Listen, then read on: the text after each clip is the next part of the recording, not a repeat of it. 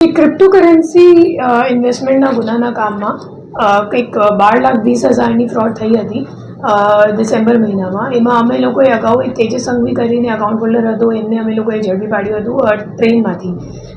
એક ગોવાથી જામનગર જતો હતો અને ત્યાંથી અમે લોકોને તપાસમાં ખબર પડી કે ટ્રેનથી જાય છે, તો તેની ધરપકડ કરવામાં આવી હતી. પોતે જામનગરનું હતું અને એમની પૂછપરછ દરમિયાન ખબર પડી કે એક એજન્ટ છે સચિન આસર કરીને, તો એને પોતાનું અકાઉન્ટ આપ્યું હતું અને એમનું કહેવાનું હતું કે પૈસા ઉપાડવાનું કામ પણ સચિન કરતો હતો.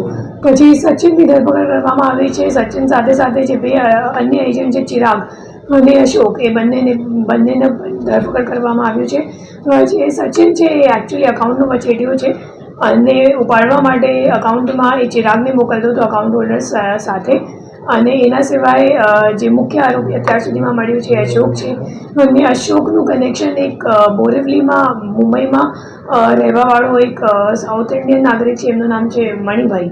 તો મણિભાઈ માટે કામ કરતો હતો અશોક, અને મણિભાઈને ખાતા અપાવવાનું કામ અશોક કરતો હતો.